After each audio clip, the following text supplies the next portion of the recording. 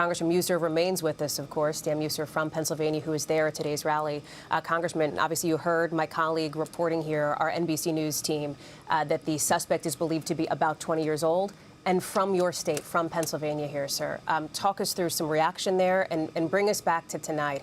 You described being so close to somebody who was ultimately killed. I imagine there was a fear for your own safety. Well, I think everybody was fearing some, or in some cases, quite a bit, right? When you're hearing rapid fire like that, and you see the president go down, but certainly when President Trump did get up and waved his fist in that he's on the rise, that changed the mood in a hurry. But there was still a lot of pandemonium, tears, and quite a bit of fear. You know, regarding the shooter, look, I got some information on him a little bit earlier. If it's the same person, he seems that he put out something earlier that was very threatening, that he was going to do something today.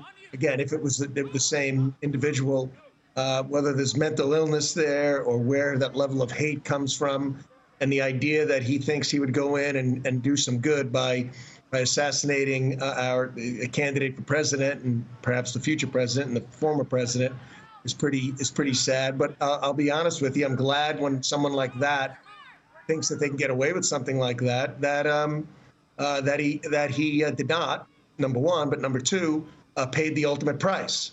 We need to deter such craziness. And on the same note, I will add, we need an environment of more of open discourse, less hyperbolizing, less accusations, and more conversations. Right? I mean, that's the responsibility, I think, of those in an elected office, and hopefully this will be a catalyst for us to do that. Congressman, still a lot of questions, obviously, and we want to be very clear about what we do and what we do not know. But some of those questions may be answered in just about 6 minutes when we hear from law enforcement at a news conference that is set to begin at 11:45 Eastern in Butler, Pennsylvania. We'll be bringing that to folks live. But, Congressman, before I let you go, any contact with anybody in the Trump orbit, the broader orbit, since this happened tonight in Butler? Just anecdotal, nothing necessarily specific, but we do hear that the president is well. He's strong. He's fired up, as you can imagine, after such a traumatic incident. But we're just happy he's okay, and we're going to see him in Milwaukee. And do you believe Milwaukee will move forward as planned? We've been reporting out that, obviously, the former president, through his campaign, says he's looking forward to being there. Clearly, there may be some changes related to the content of some of the remarks, et cetera, given what has happened here. I wonder what your sense of that is.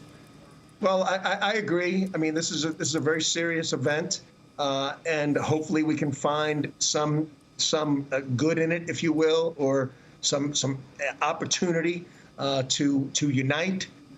And realize that we are all Americans, and we need to work towards common goals.